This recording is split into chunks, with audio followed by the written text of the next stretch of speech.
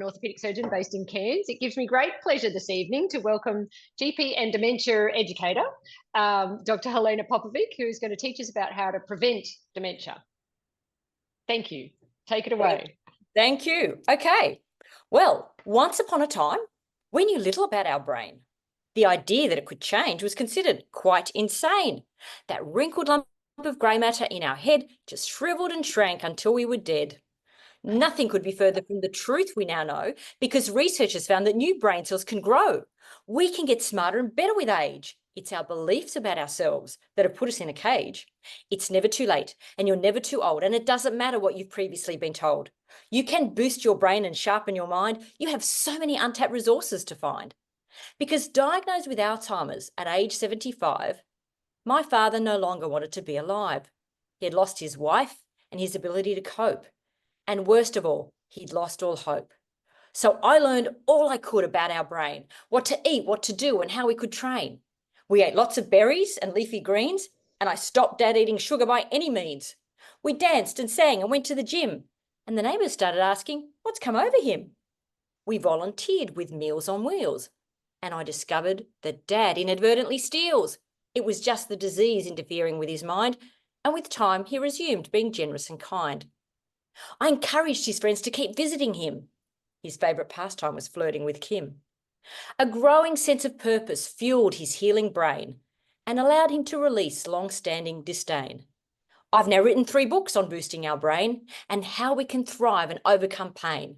So listen to what I'm about to say to discover the secrets your brain has hidden away. And unfortunately, they are secrets, but they shouldn't be.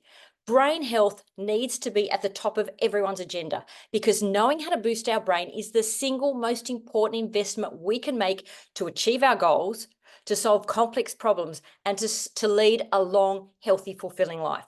Because our brain runs the show of our lives. Yes, our gut microbiome influences all our bodily functions, but our brain is still ultimately in control. And I don't know why we seem to forget that. Let me give you a case in point. Ice hockey, you may know, became the national sport in Canada in the 1890s.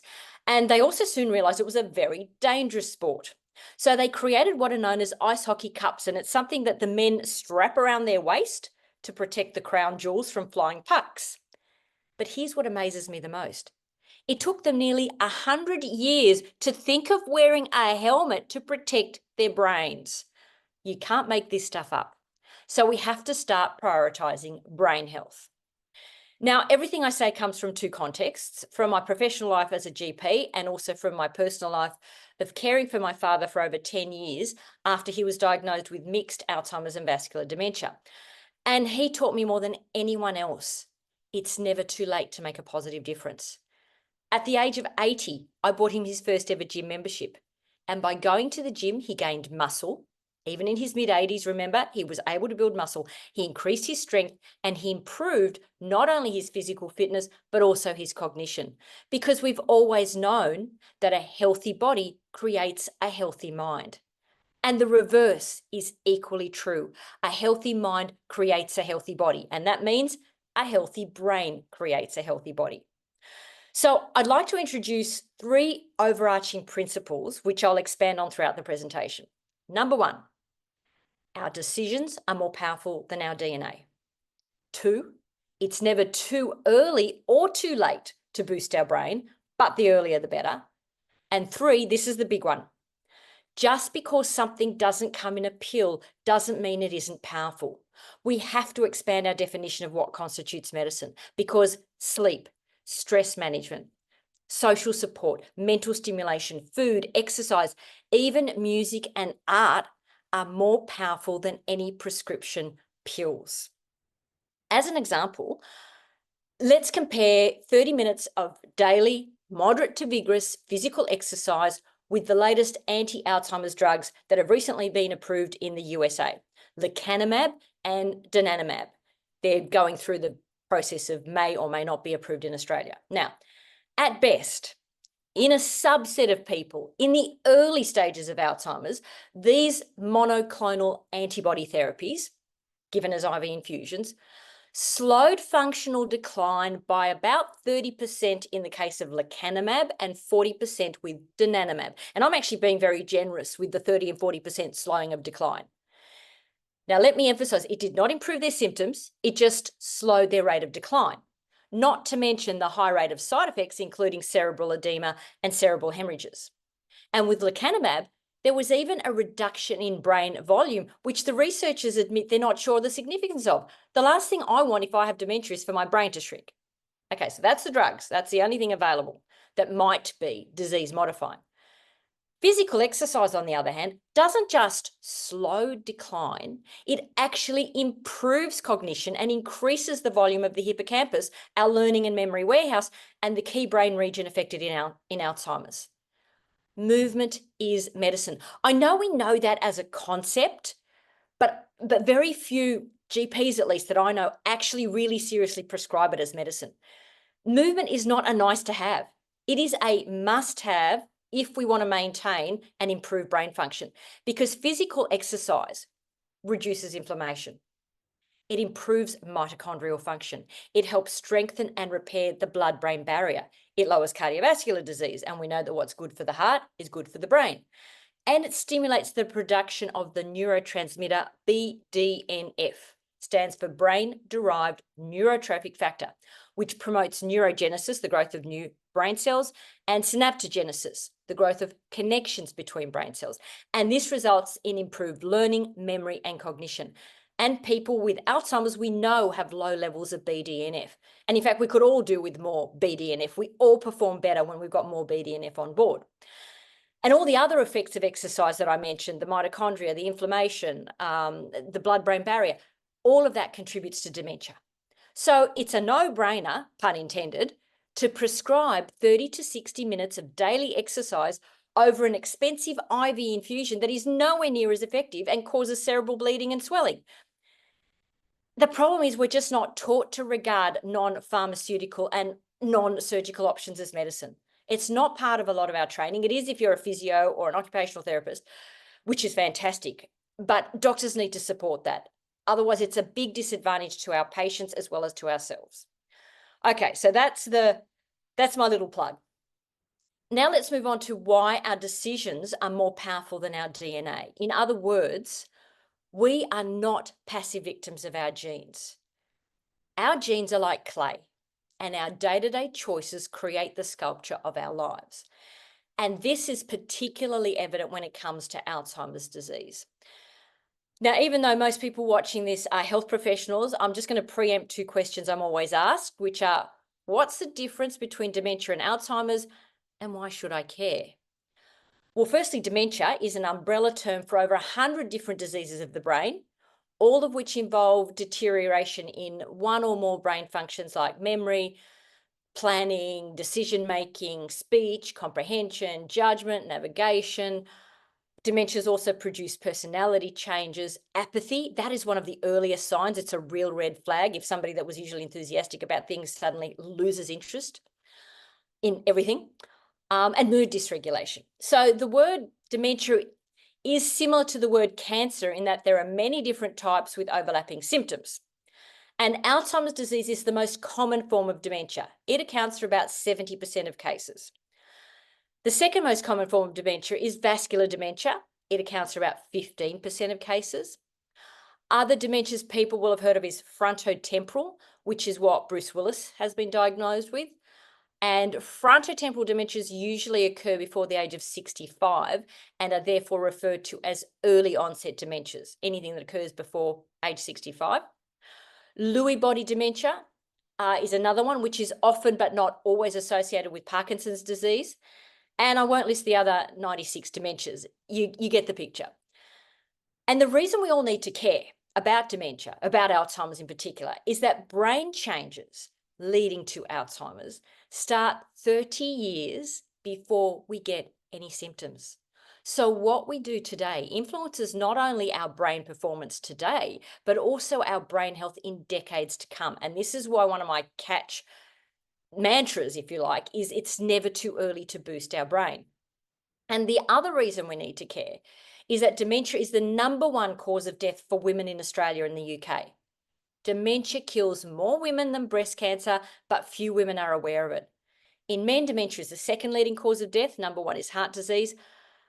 So in either case, it's a leading cause of death in this country. That's the bad news. The good news is we used to think that most dementias were due to bad luck or bad genes. And while genetics plays a role, which I will discuss in a moment, we now know that by far the most important factor influencing brain health is the way we live our lives. Okay. Another question I'm really frequently asked is, to what extent do genetics play a role in Alzheimer's? Well, there are two categories of genes related to Alzheimer's. There are deterministic genes and there are risk factor genes. And we know of, so far, only 3 deterministic genes: presenilin 1, presenilin 2, and amyloid precursor protein. And if either of your parents carries one of these genes, they will have had dementia before the age of 65. And there's a 50% chance that the affected parent will pass the gene on to you. And because they're all dominant genes, if you inherit one of these genes, you will almost certainly be diagnosed with Alzheimer's before 60, 65 yourself. Fortunately, these genes are very rare and account for less than 1% of Alzheimer's cases worldwide. And some people who have a parent who has one of these, they do the test because they want to know, and some people don't, and that's entirely a personal decision. Okay, that's the deterministic genes. As for risk factor genes, we've identified dozens, I think over 70 now, genes that influence Alzheimer's risk, but we're still a long way from knowing how they work, how they interact. But there's one gene that seems to confer the greatest risk, made famous by actor Chris Hemsworth. And he announced in the TV documentary Limitless that he had 2 copies of this gene. Would anyone like to type into the chat box the name of that gene, or call out? There's only a few of you. Do you know what that gene is? Is it Hemsworthologist? It's not named after him yet. No. It was known well before him, but he made it famous. It's the ApoE4 gene. Yes. Okay.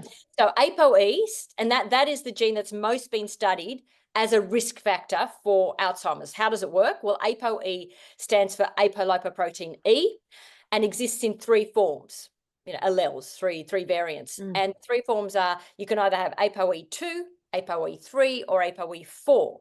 And obviously you inherit 1 form from each parent, which means each person ends up with one of 6 possible combinations. So you're either going to have 2-2, 3-3, 4-4, or a 2-3, a 3-4, a 2-4.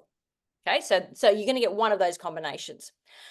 And what we've figured out is that having 2 copies of the APO3 gene, which is the majority of the population, about 60%, that is considered a neutral risk. If you have 2 copies if you have the E2 variant, 1 or 2 copies, you are 40% less likely to get, I think it's about 40%, less likely to get Alzheimer's than the E3. But this is less than 15% of the population.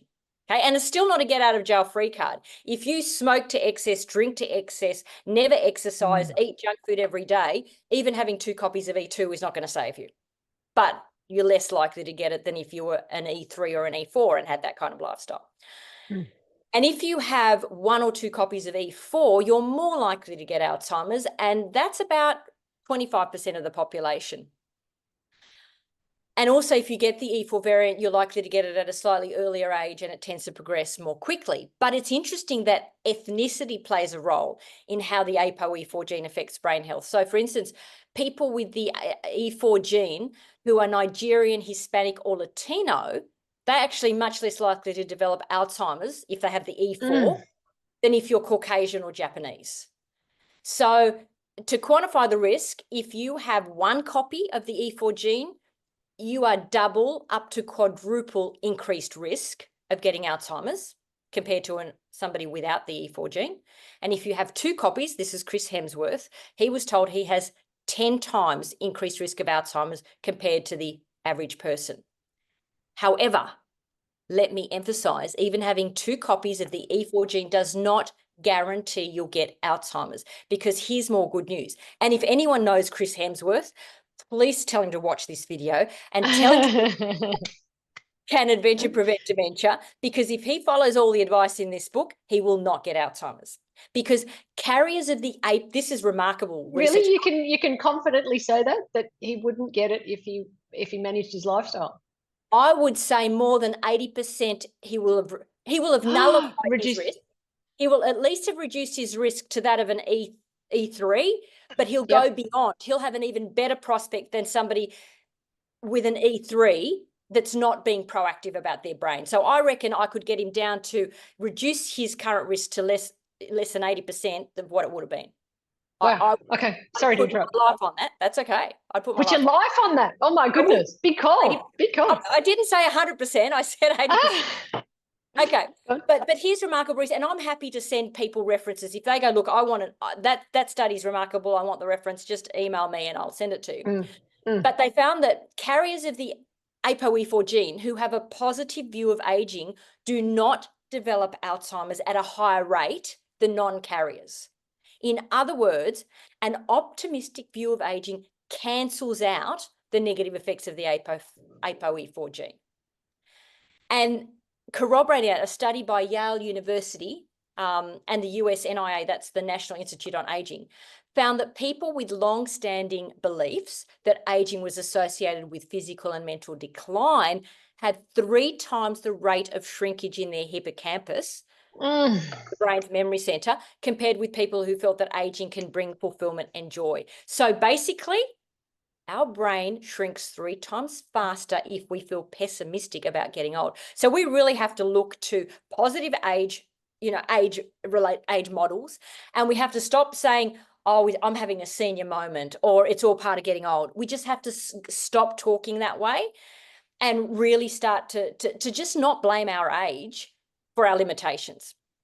And the other thing, the same study found that people who felt negatively about aging had more toxic amyloid beta and tau tangles in their brain, which are hallmarks of, the 2 aberrant proteins that are with Alzheimer's. And part of the reason for our beliefs being so powerful is that if we believe we're becoming frail, the world appears more daunting. We become more cautious. We start doing less. Lower engagement with life is a prime risk factor for Alzheimer's. And before we know, we've actually created a self-fulfilling prophecy. So we need to think of our beliefs as having a serious impact on our health, because they not only guide our behavior, but they almost provide our brain with a blueprint for how to operate and how to age. And here's more good news for ApoE4 carriers. Regular exercise also nullifies the increased risk of Alzheimer's. I've also said that regular exercise is better than drugs. Well, they found that if you have 1 or 2 copies of the ApoE4 gene and you engage in daily moderate to vigorous physical exercise, which I'll define shortly, you cancel out the increased risk. So basically, you bring your risk back down to an E3 carrier.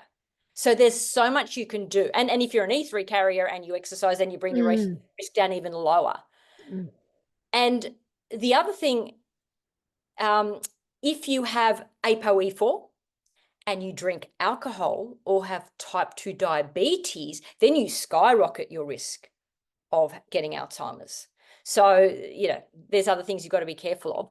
And one other thing, lecanemab and donanemab are only half as effective in people with the ApoE4 gene and much more likely to produce side effects. Now, I just want to emphasize, I'm not against drugs. I'm not anti-drugs. I just want to point out that in the case of Alzheimer's, we have much more effective options. Our lifestyle choices significantly modify the expression of our genes. And that's what I mean when I say our decisions are more powerful than our DNA. And you can also find out your ApoE status. It's a simple blood test, but it's entirely up to you if you want to know.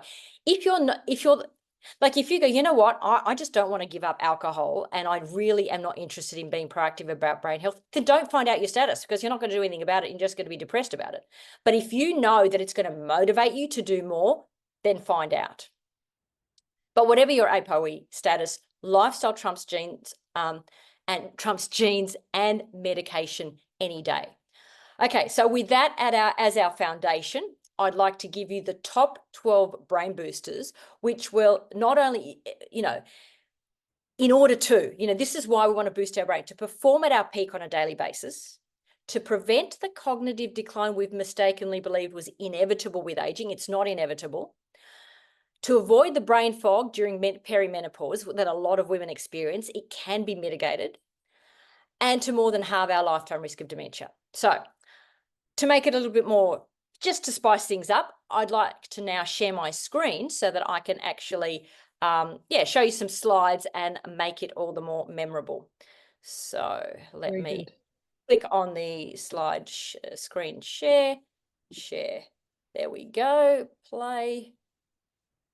And away we go. All right. So let's go through our top 12 brain boosters. I have talked about exercise already, but I'm just going to get into the nuance of exercise.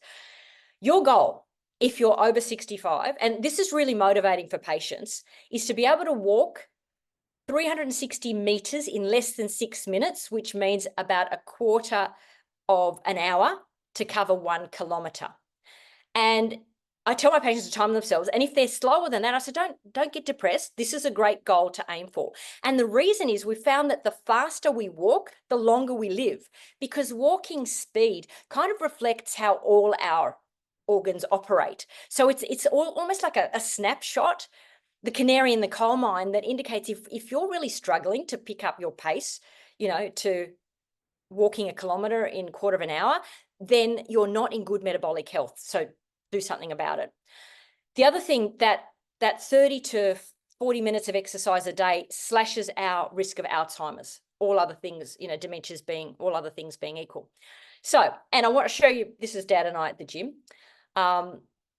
I did not buy that silver tracksuit. Let me just. I was going to say, did he choose that tracksuit? He chose that. Or did he find it? Did he find it in the cupboard? Look, I have no idea where that tracksuit came from, but he loved it. And when I tried to, every time, like I thought, I'll just get rid of it. He won't notice he has Alzheimer's. Then he pulls out, would you believe it, a gold tracksuit. So I put back the silver one because it was less bad than the gold one. I'm just trying to imagine the moment where he walks into a shop and buys a gold and silver tracksuit. Like, was that some sort of momentous celebration? I have no idea. What was the shop like? Maybe it was, I don't know. What era? Exactly. Anyway, all I wanted was to get into the gym. Now, I've talked about moderate to vigorous intensity. What does that mean? Our physios will know, but moderate intensity exercise, I tell my patients, you have to be breathless enough that you cannot sing along to the music. You can still carry on a bit of a conversation, but if you can sing along to the music, you're not working hard enough. And vigorous intensity means that you can't even carry on a conversation. So moderate intensity, you have to do about half an hour, 20 to 30 minutes, 30 minutes a day preferably. Vigorous intensity, you can do a bit less. Now, I just want to emphasize why exercise is so important. I talked about BDNF, lowering inflammation, improving mitochondria. What I like people to think of is everyone knows about the gut-brain communication, but no one's talking about the muscle-brain communication. Muscles release chemicals called myokines whenever we move them. Myokines circulate in our blood and actually affect all our organs and keep them in good working condition. Now, this is a pro tip, if you say, look, I just don't have time for 30 minutes a day, even 30 seconds of very vigorous, people call it a HIIT, high intensity interval training, but this is actually a SIT, sprint interval training. 30 seconds of super vigorous, like you're like on an exercise bike. So I've got an exercise bike at home. If I don't have time, I'm just going to sit on that. You warm up for a minute, and then for 30 seconds, I go so hard that I've actually got to lie down on the mattress when I'm done. That's what I mean by, and that 30 seconds gives you a huge burst of BDNF and really fires up your mitochondria and particularly boosts your cognition in that moment. And if you have type 2 diabetes, this is, my type 2 diabetics love this, and they're not type 2 diabetics for long, I might add. It's a curable condition, but that's another webinar.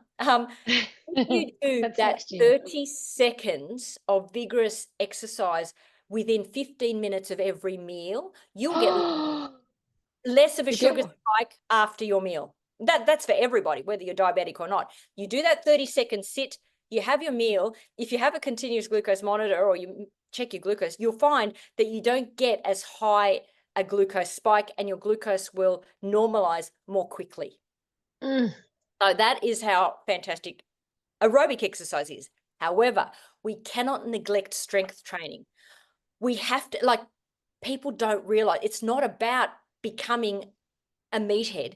It's about the fact that from our mid-30s onwards, we lose 5 to 8% of our muscle mass every decade. So if you do the maths, by the time we're 70, we've lost more than a fifth of our muscles if we do no strength training. Why does this matter?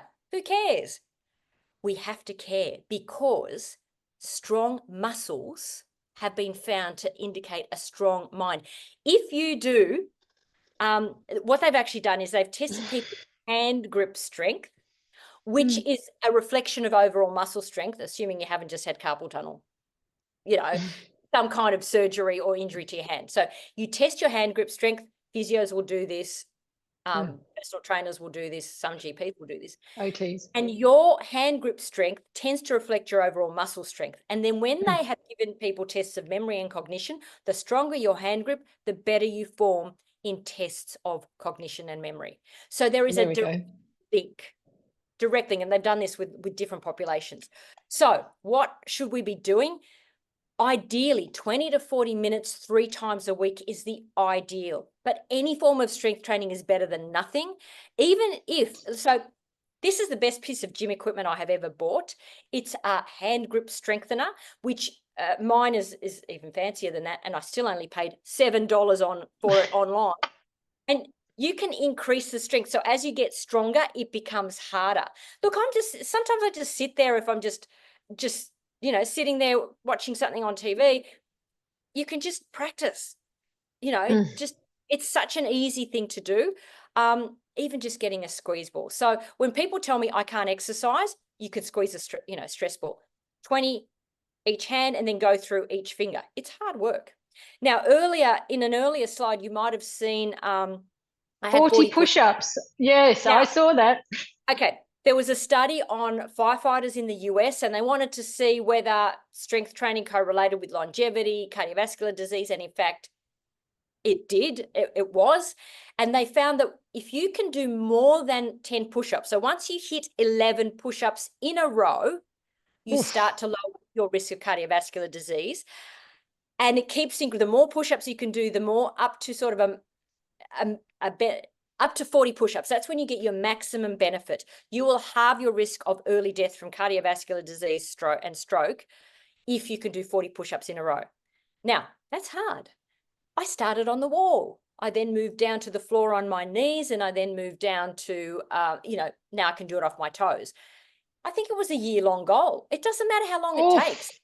Any amount of strength training is better than none. And again, if you say, I don't want to go to the gym, I don't want a personal trainer, I don't have much time, you can either get yourself some weights for home, or try this now, raise your arms, everyone watching, whether you're watching it live or whether you're watching it back. And now just, stand up without using your hands. And if you're on a couch, you're going to find it harder. And now just pretend you're going to sit, but you're not. So you're just squatting down and you're holding your weight in your legs. You're doing a squat. This is strength training. Hold it for 10 seconds. 9, 10. 8, 7, 6, 5, 4, 3, 2, 1, up. Repeat squats. Squats, lunges, dips. There's so much you can do at home. Just Google strength training using my own body weight. You'll get thousands of exercises that you can a different one each day online. So it's not as intimidating as people believe it is. People actually enjoy strength training more than they do aerobic exercise a lot of the time, because you're not quite as sweaty. So, and you see progress. So remember this, we don't get weak as we get old. We get old if we allow ourselves to get weak. So I put exercise right up there because of all the practical interventions we can do, physical exercise is probably the biggest one when it comes to warding off dementia. Okay, now you're going to have to choose whether you want the bad news or the good news first. I'm going to take the bad news. Okay, I predicted that. So the bad news is, and this is seriously bad news, we have to get off ultra-processed food. And I'm going to define it, because the minute I say that to somebody, the patient, they'll go, I don't eat any ultra-processed food. And then I go, okay, just tell me what you have for breakfast. Before we've even got through half their breakfast, they've had 5 ultra-processed foods and they haven't realised it. Okay? So what is ultra-processed food? What constitutes ultra-processed food? It isn't There's just, coffee. no, ignore the coffee. But, well, Okay. if you've got coffee, and you know how you can get all these Creamer. flavors, pumpkin Yeah, latte, yes. that's processed food, okay? Okay. But Okay. it's Got it. not just the obvious things that are in this picture, the hamburgers, the fries, the muffins, the awful Frankfurts, the hot dogs. It is anything that has Oh. chemicals, emulsifiers, flavorings, colorings, numbers, thickeners, sugars, trans fats, artificial sweeteners in the ingredients. Anything that sort of stabilizes it, makes it long lasting. That's right. Or anything that gives it, anything that's artificial. Shelf life. Anything that you would not cook with yourself. Ooh. Basically, okay, you might cook with sugars. So I'm going to talk about sugars separately. So we're going to pull that one out. But anything that you wouldn't cook with yourself is potentially hazardous. Why is that?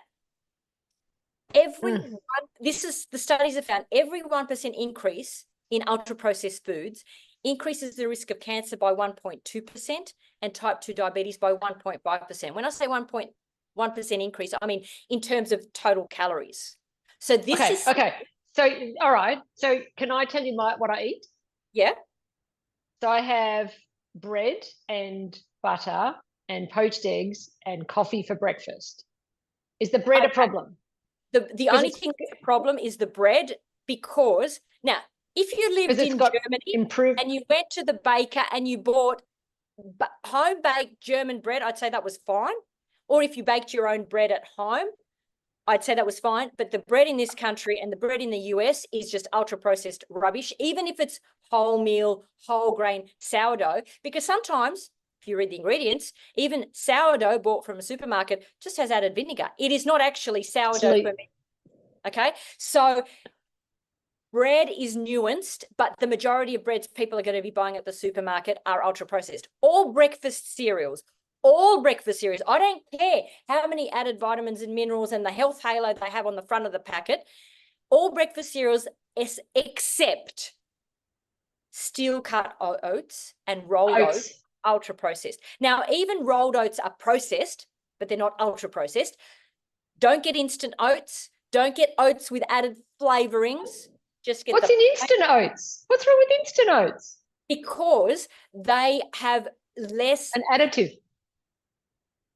The way they're processed, you digest them quicker, so they don't have the full. You absorb them quicker. So when you think, I'm having oats and I'm going to feel fuller for longer, you won't. Not if they're instant, because they're made in a way that they're going to be cooked quicker, digested more quickly.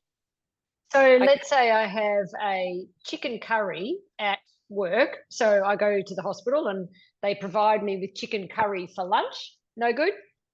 Probably not, because I'm imagining the curry isn't going to be made from, you know, the browning, the fenugreek and the turmeric and the curcumin and the coriander. It's going to be out of a packet, and it's going to have added flavorings, added colorings, added vegetable oils and added sugar. I have tried to buy, because I like Indian food. I've just had to learn to make the dishes myself. I have tried to buy tandoori or madras or all those Indian sauces. I won't buy any of them because they all have too much added rubbish. Have to have, because they have to have that shelf life, I suppose. They have to, and if they don't have a really long shelf life, then the big supermarkets won't sell them. That's right. That's right. And so basically, I tell people this: when you're buying something at the supermarket, front is fiction. What's written on the front is fiction. Back is fact. Read the ingredients. That will tell you what's really in there and whether or not it's healthy. If it really has more than 5 ingredients, it's likely to be unhealthy. It's likely to have something that's a artificial colouring, flavouring, preservative, whatever it happens to be. So, but I'm very confident I don't eat processed food. Tell me what. Well, so far you've told me you have the... I failed. And I'm not a jobber, but were you crunching on something? I had my hummus and I had my rice crackers. They're processed. What about the hummus as well? The hummus is going to have vegetable oil in it, and it's probably also going to have thickener and preservatives. Yeah, thickener and preservatives. There you go. There's nothing left to eat. You just buy your vegetables, fruit, vegetable, meat as it is, and then you just add, you know, salt, pepper, turmeric, any like just, you know, coriander, herbs. I cook with a heap of different spices, whatever I'm in the mood for. That's how you add flavor. And the minute you wean yourself off ultra processed foods, yes, put your taste buds back and things taste. taste so Is much it like better. is it like weaning off sugar? You suddenly you can taste the Yes, process. absolutely. Absolutely. And then when you taste something ultra processed, I just want to gag on it. How do you eat out then? I choose my restaurants, and I don't eat any takeaway. I choose my restaurants, and that has to be Italian or Greek, where they use, you know, olive oil and butter, no margarine. Margarine is ultra processed, and you know that they cook from scratch. But I can't eat in any Asian. When I say I can't, I choose not to eat in any Asian restaurants because unfortunately they only cook with vegetable oils, which I'm going to get onto later. Oh yes, yes. Oils are highly inflammatory. So basically, That was the bad news. there's one more piece of bad news, but oh no, there's two more pieces of bad news, three pieces of bad news, and then the other 9 are all good news. Okay. Ultra processed food basically contribute to all physical and mental diseases. It is absolutely no surprise why all our kids have ADHD, even some adults, why we have skyrocketing type 2 diabetes, obesity, cardiovascular disease, dementia, arthritis. It is so no surprise. It's just that the ultra processed food companies are now owned by the tobacco companies. They are, Philip Morris, and a lot of those own the food companies, and they're using the same tactics to muddy the science. But there is no controversy in the science. If you just read the studies that are not funded by food companies, yeah, same as tobacco. Same as tobacco, they all show that you know, depression. People go off this food. I mean, there was a wonderful study by Felice Jacka, Melbourne researcher, Felice Jacka, and she's written a whole book based on this study, that they couldn't believe it. They just got people eating real food, basically, and they were even allowed to have tinned beans and tinned fish. You know, it wasn't even that extreme. And I can't remember the exact numbers, but something like 30% of people completely had like they didn't have depression anymore just by changing their diet. And they had the other intervention group so the control group had support group and counseling.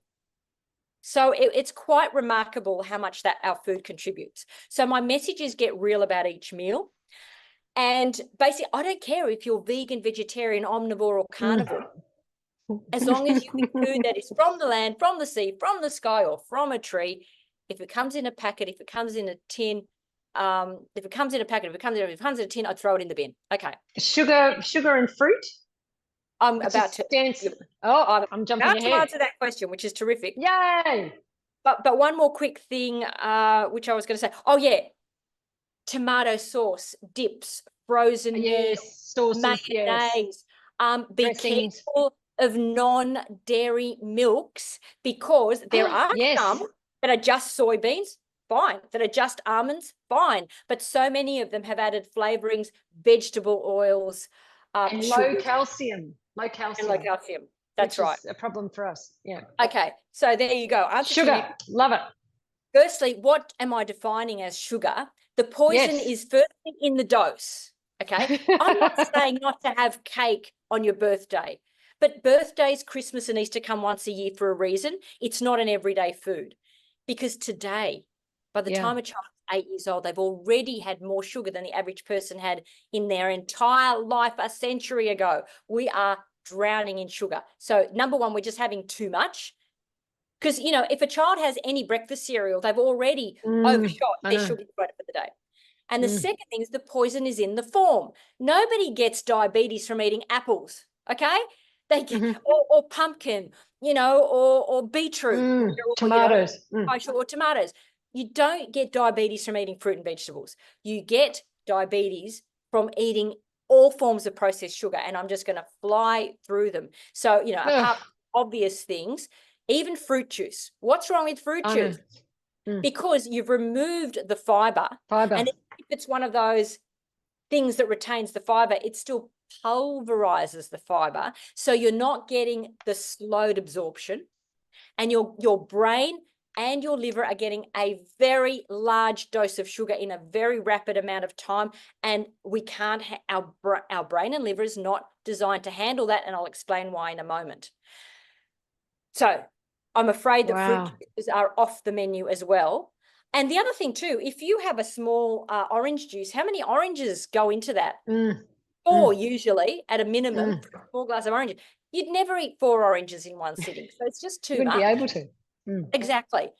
Unfortunately, most mueslis are sugar bombs, plus they usually have added vegetable oils, sometimes flavorings as well. Tomato sauce, that's just sugar. Your French fries, unfortunately, they're going to be deep fried in a vegetable oil, which means trans fats. So they're all basically sugar. And bread in this country, unfortunately, white rice and the crumbs, it's just too much sugar. Now, because sushi rice here in Australia, I don't know about Japan. It's added sugar. 1 cup of sushi rice has at least 4 teaspoons of sugar. If it were just the rice, it'd be, and whole grain rice, it'd be marginally better. Like you either use a vegetable spiralizer for spaghetti and spiralize zucchini and use that for noodles, but you can also use cognac noodles, or you can buy high protein legume, or soy pastas, which I think now I'm used to them, they taste even better.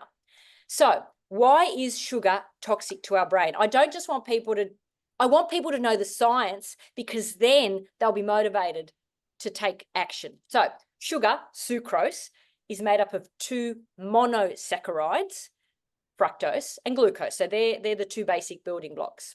And they're handled differently by the body, so I'll discuss them separately. Fructose actually damages brain cells. It damages genes. It actually changes genes in the hippocampus and the hypothalamus. Hippocampus, learning and memory. Hypothalamus regulates our circadian rhythm and all our hormones. You don't want those organs, those parts of your brain damaged. It also impedes signaling between brain cells. And when you give rats sugar and then get them to find their way through a maze, they behave as though they're drunk, as though you've fed them alcohol. So in a small animal where there's less margin for error, you give them sugar and they just do not perform well. And the other thing we've just recently found out is that when our neurons or our liver cells metabolize fructose, break it down, and when it goes into the Krebs cycle, it actually drains brain cells of energy. It doesn't produce ATP, which is our energy source. It reduces ATP. So it depletes brain cells of energy. And the hallmark of all dementias and neurodegenerative diseases is our brain is depleted of energy. Brain glucose hypometabolism. We do PET scans, and that's one of the ways to diagnose Alzheimer's and other dementias. And fructose is depleting our brain cells of energy. That is the last thing somebody with Alzheimer's wants. Okay. Now, you're going to ask me about, but what about fruit? It's full of fructose. Fruit, small amounts is okay, especially berries. Berries are fine. Say mandarin, kiwi fruit are fine. If I had Alzheimer's, I would not be living in Cairns, because I wouldn't be able to resist the tropical fruit. But with Alzheimer's, it's just too much sugar. You would have to just have a little bit at the end of a meal. But the reason that if you're a healthy person, fruit isn't a problem is because fruit is packaged with water, with fiber, and with vitamin C, and they mitigate the harmful effects of fructose. So now, so that was fructose. Well, what's the problem with glucose? Took this photo in Minneapolis in the one of their wheat flour museums, which is really interesting. Glucose firstly stimulates insulin production, and too much glucose means we start to produce, we need more insulin. The more insulin we produce, the more we are at risk of insulin resistance, and high insulin levels actually impede the breakdown of amyloid in our brain. Remember, amyloid is one of the proteins that contributes to Alzheimer's, because the same enzyme that breaks down amyloid breaks down insulin. So if insulin is using up this enzyme, then the amyloid starts to build up. And too much insulin in our body is one of the root causes of all chronic diseases as well. Too much insulin also contributes to leptin resistance, and leptin is the hormone that makes us feel full and satiated. So this is why people go, but I'm hungry all the time. That is a red flag for me that you've got too much insulin. You're insulin resistant. Okay, the other negative thing about glucose is that too much glucose can be converted to fructose, especially in the presence of salt, alcohol, and dehydration. And once you've converted glucose to fructose, you get all the negative effects of fructose. Is this making sense? I'm just trying to think of a cocktail that contains salt and fruit. Maybe margaritas or something. No, well, cocktail maybe, but if you have your French fries with tomato sauce, your tomato sauce has fructose, your French fries has glucose, bang, and you add salt and you wash it down with a beer. With the there beer. you go. A recipe for disaster.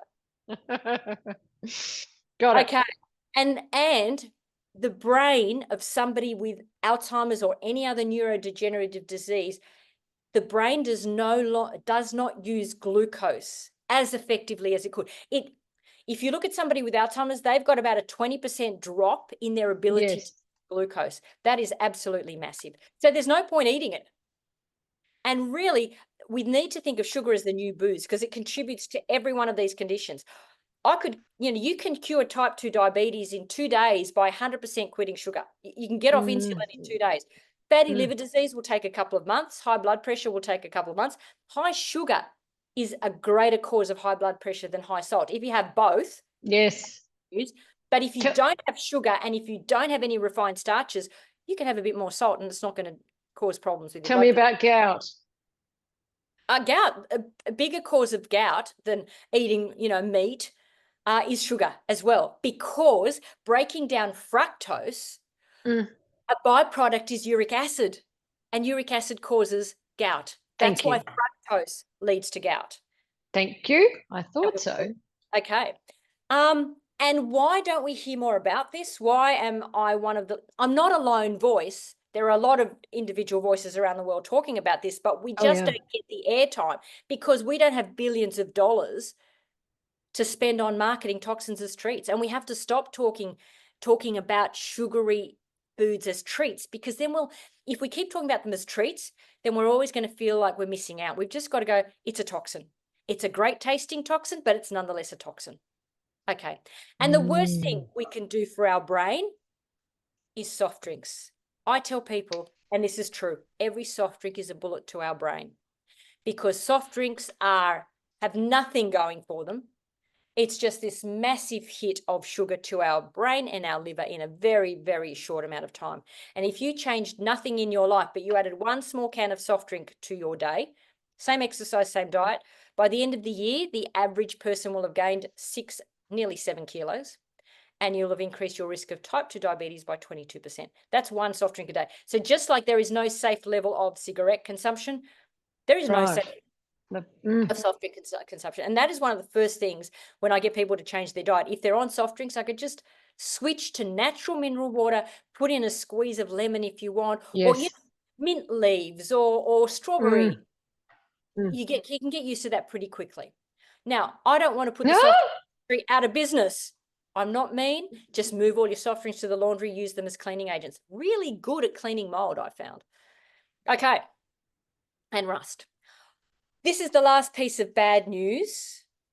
The optimal amount of alcohol consumption is 0.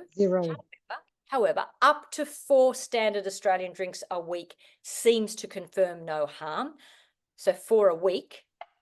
Over 4 a week, we start to see brain shrinkage and an increased risk of dementia.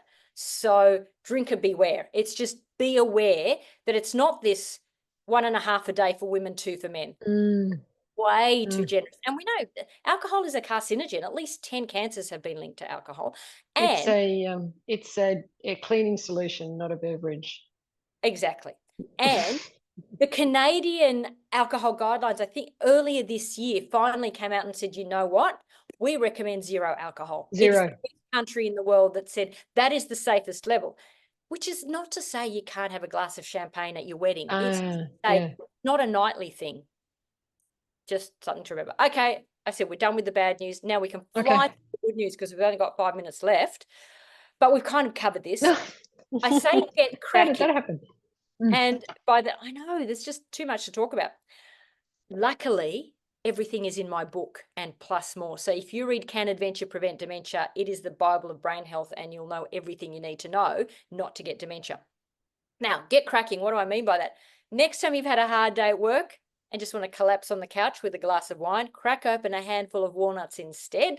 Why? Walnuts are a rich source of omega-3. I just use them as an example because they look like a brain. But walnuts are a rich source of omega-3 fatty acids.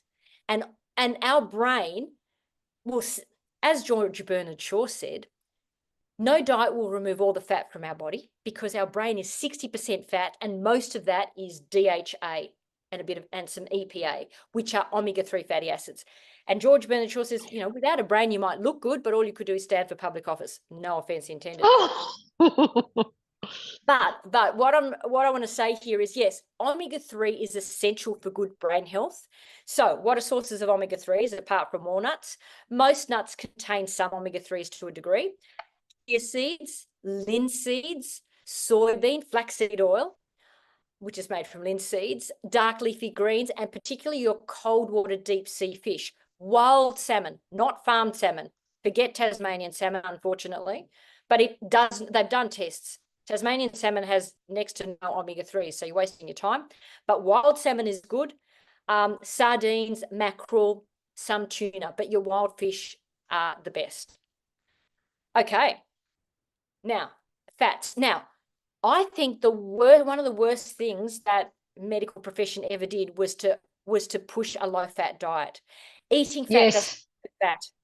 Eating sugar makes us fat. Eating starches makes us fat. But fat doesn't make us fat. It does have more calories than proteins and carbs, but it still doesn't make us fat. I mean, you just don't eat such great volumes of fat unless you're deep frying, and deep frying is not necessary. So the healthy fats, apart from the omega-3s, are your monounsaturated fats. Nobody's arguing that. Olive oil, avocado, macadamias. So all those oils are fantastic. Coconut oil, butter, lard, ghee, duck fat. The good news is you can eat your pork crackling. You can keep the fat on your meat as long as your beef is grass-fed. You can eat the skin on your chicken, because saturated fat is not unhealthy. It was one of the biggest mistakes we ever made. Sesame oil? Now, sesame oil has mitigating properties. So sesame oil is okay, is fine, not to cook with, but right at the end of your stir fry, then you can drizzle a little bit over it. And you don't need much, very, very strong. Sesame oil has sesamol and antioxidants and anti-inflammatory compounds, which make sesame oil healthy. So tahini and all that is good. But what we do need to get off is all vegetable oils. So number one, swap the margarine for butter. What constitutes vegetable oils? Sunflower oil, safflower oil, soybean oil, cottonseed oil, corn oil, canola oil, rice bran oil. All the oils that we were telling patients 20 years ago that they had to switch to. Now, what's wrong with them?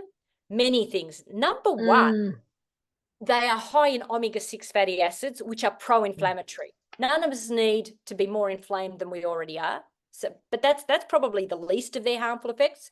Secondly, the way they are processed, they are ultra heated, and I'll tell you what's wrong with heating them in a moment. They are ultra heated, they are bleached, they are deodorized, they have chemicals added. It's the way they are produced that makes them toxic as well.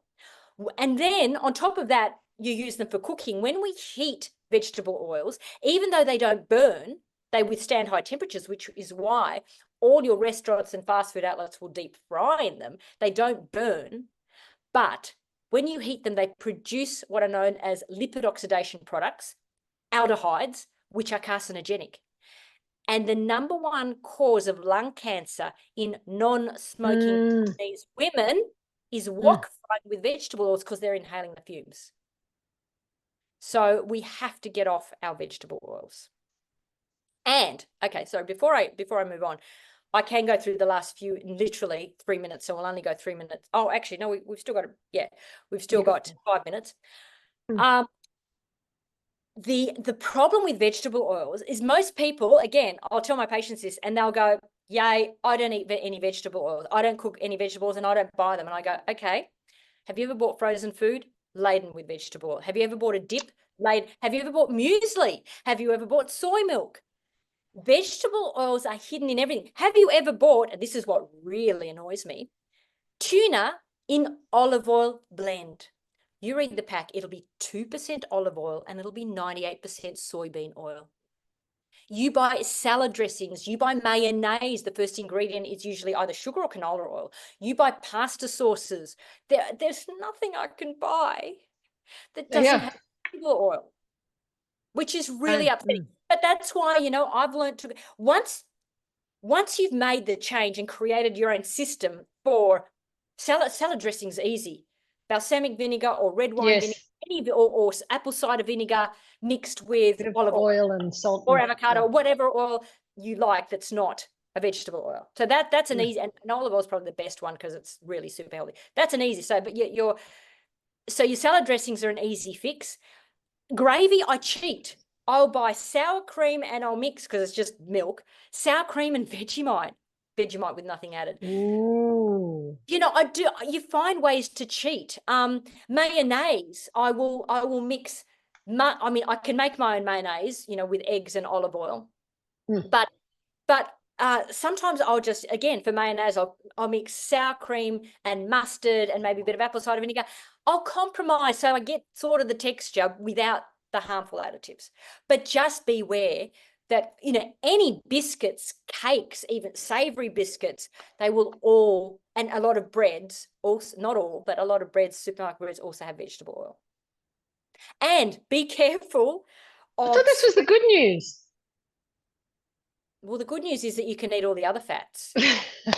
Go on, what were you going to say? The good news is I prefer to eat the fat on my meat and the butter. Yes, much better than butter's good. Butter's good. Yeah. So yeah, it's just beware that vegetables are hidden in everything, unfortunately. Okay. The last few, 9, 10, 11, 12, get challenged. I mean, if we need to stimulate our brain, I think we all know that. And being health professionals, we are so lucky that our jobs are inherently challenging. So if you don't have a challenging enough job, then have a challenging hobby or something. You know, learn a foreign language, a musical instrument. You know, read Shakespeare, any art or craft, anything that challenges you. Now, people go, what about crosswords and Sudoku? Yes. And Sudoku are good for your brain if you are not good at them. If you go, I find crosswords so hard, great, do them. But if you're great at crosswords, I'm sorry, it's not stimulating your brain enough. You're not. Wow. I mean, I'm not saying give up. What about retiring? What about you retire and now you don't have your busy job? The earlier if you look at countries around the world, epidemiological studies, the earlier the age of retirement, the earlier the average age of dementia onset. So retire by all means, but spend your time learning a musical instrument or a foreign language or traveling or exploring or taking up new hobbies. We like to think it's all going to be so relaxing when we retire. We like to think we're going to slow down and rest. No? You can do all that, but just make sure that you factor in some form of brain stimulation, something that challenges you. Like, it's relaxing. Like if you play a musical instrument, once you learn how to, you know, that can be relaxing. I don't play musical instruments. So that is my retirement goal, you know, learning things that I'm putting off now that I'd like to learn. I just don't have time, but that's great. I can do them all in my retirement. And that way I keep my brain stimulated. Now, here was a great study at Edinburgh. No, I was going to get you to guess what was more effective than crosswords and Sudoku and a whole lot of other things, learning to draw live nude models. Oh, really? They studied that? Yeah, they actually studied that. That's a great study. Because it was mentally stimulating, it was so stimulating, it was fun. The more you enjoy something, the better it is for your brain. And they were learning a new skill. So there you go. There's another thing you could do. There we go. That could be relaxing. Thank you. And even just getting out of your comfort zone. And by that, I mean, you know, becoming ambidextrous, perhaps. Use your mouse. with your opposite hand. That is so hard. Brush your teeth with the opposite hand to use.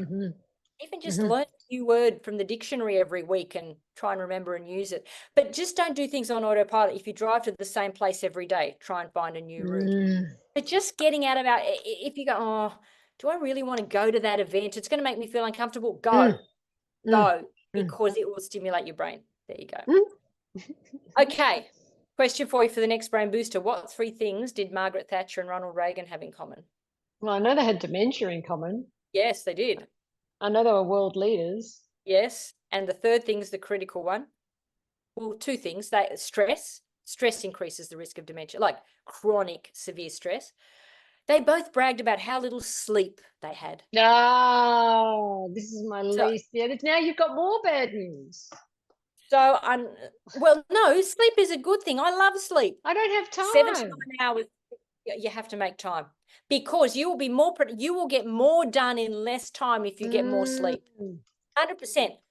We know if you get consistently less than 6.5 hours sleep throughout your life, I don't mean for a year or 2 when you've got a toddler, but if for decades of your life you're getting less than 6.5 hours sleep, unless you have the short sleep gene, which only 3% of the population do, you will increase your risk of Alzheimer's by 30%, your dementia by 30%, less than 6.5 hours consistently per night. Because when we sleep, the spaces between our brain cells expand and we get a rush of lymphatic fluid flowing through, clearing out the amyloid and all the other toxic proteins that have built up. So you need sleep to detoxify your brain. And if we don't, like short sleep increases the risk of everything, type 2 diabetes, obesity, cardiovascular disease. What's the short sleep gene?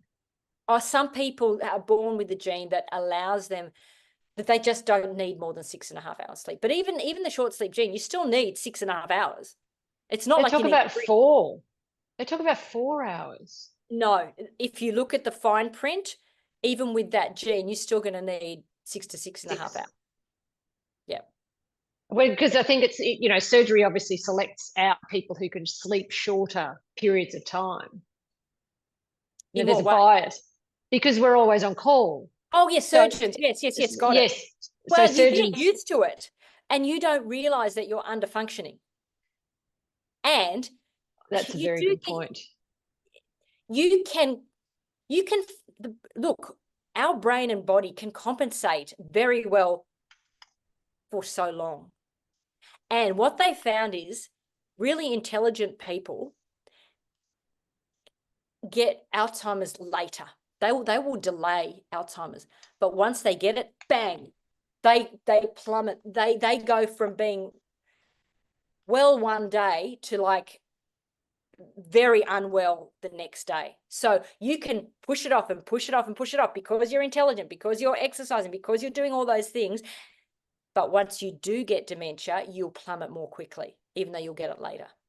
I'd love to hear your thoughts about surgeons and their predisposition, because I think that's probably going to be our next, demographically is going to be our next problem, because they're high functioning. Surgeons are still very proficient and skilled. They're still at their peak until they're 60 at least. Yes. And so we're going to have an older cohort coming through, people who are going to want to retire later because they feel healthy. But I'm just very interested in what the predispositions, because they can't eat well, because they can't access food. And I know that sounds crazy, but they just can't leave the building to get to somewhere where there's food. Well, I think hospitals should be providing better food. So hospital food is a disgrace, and hospitals should be supplying all their staff with healthy food, so that you do have home cooked good meals, because we want our medical staff, especially our surgeons, to be performing at their peak, and they won't be if they're living off Red Bull, Coke. Yeah, they are. It's on the tray. Because they are highly functioning to start with. Like, you have to be highly functioning, you have to be very disciplined, you have to be intelligent. You will compensate for many, many years. Kerry, did you have a question? I feel like I might be holding you back a bit. Oh, no, not at all. What I was going to say was I think we need to bring our food. We can't rely on even finding places to go and buy our food. So, yeah, I know You're right. I've made a big change to my diet this year and following many of the things that you're saying, because it just keeps hitting me from so many different sources. And yeah, I know that when I have to buy food, I'm going, okay, I might just go home. I don't know what to do. And Yeah. or I'll just be really very specific with what I get, so that it's higher in protein, much lower in carbs. Absolutely. Definitely no simple sugars, because Yes. I'm a sugar addict. So, you know, you start me on something, I'll want more. Thank you. You can't stop. Yep. Yeah. So Yeah. I'm And much even better point. without sugar. You made a good point, Kerry. We actually need more protein, not less, as we age, and our carbohydrate tolerance drops as we age. Wow. Yeah. So all those things play a role.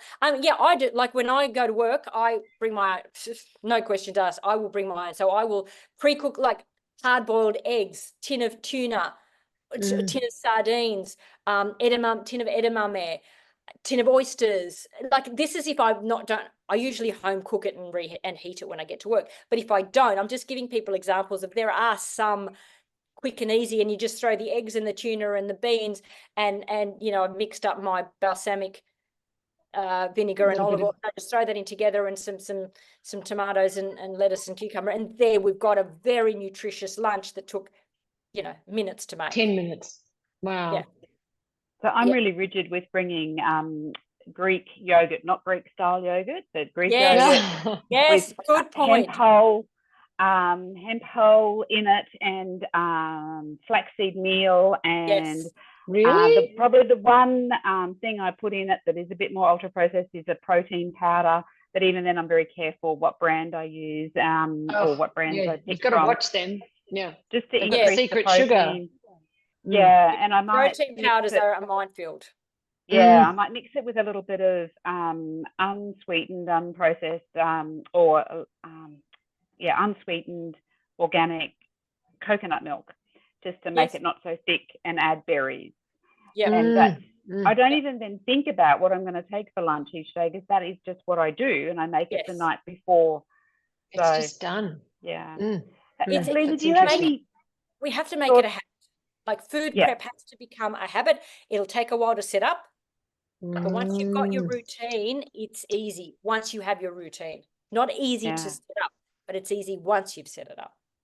Yeah. Kerry? Helena, do you have thoughts on time restricted eating and fasting windows? I do. I have a whole chapter about it in my book, Fast to Last. And yes, I practice time restricted feeding. Yes, our brain actually does operate really well, better, if we've had that a minimum 12 hours, preferably 14 to 16 gap between dinner and breakfast. Minimum 12, I'd say 14, and I'm usually about 15-ish, depends on the day, sometimes 16. So what I'll do is I get up, I don't have anything to eat, I go to the gym, then I come home, I have my shower, and then I make breakfast. So that's how I get that 15 hours easy. But I'm just finding I'm out at night, you know, I don't decide what time the meal comes out. The meal comes out at 9 o'clock at night. Well, then I wouldn't be eating till 11 o'clock the next day, at least. So that's your 14 hours.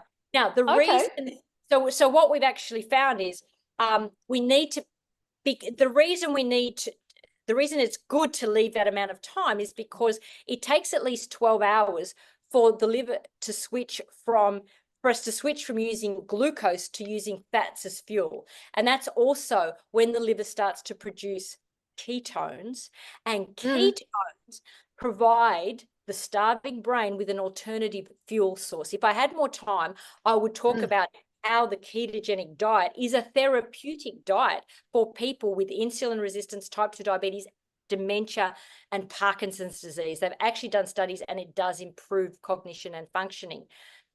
The difficulty, I don't like the taste. What do you mean you don't like the taste?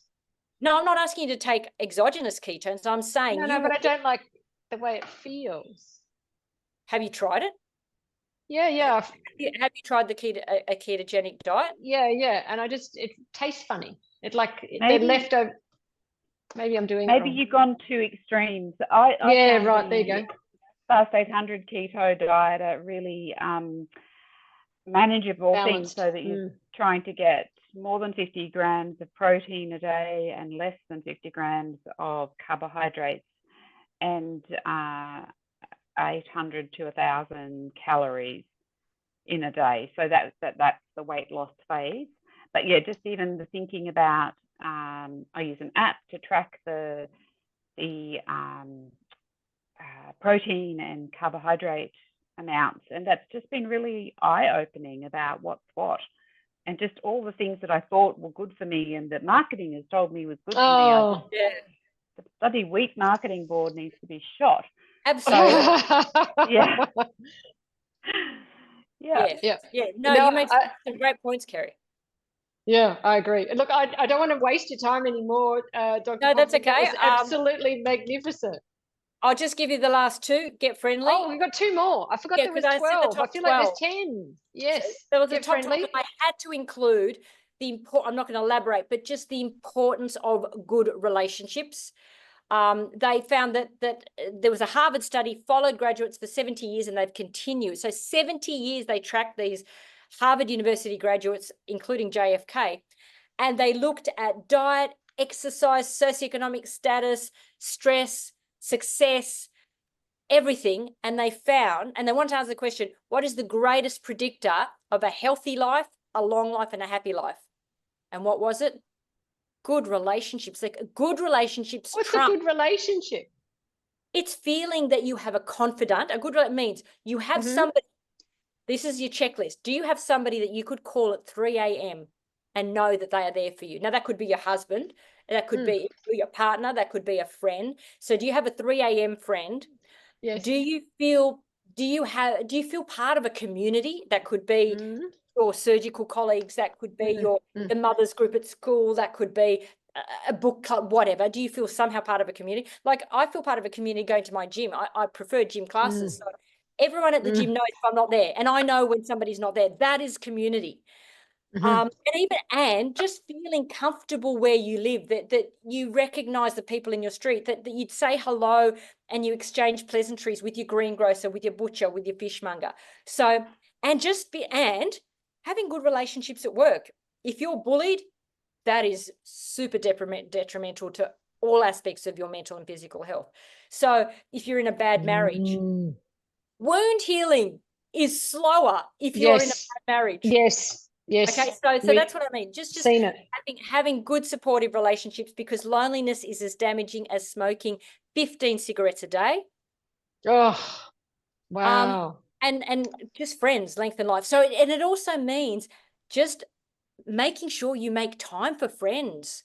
Make time to either ring them regularly, go out with them regularly, catch up with them regularly in one way or another.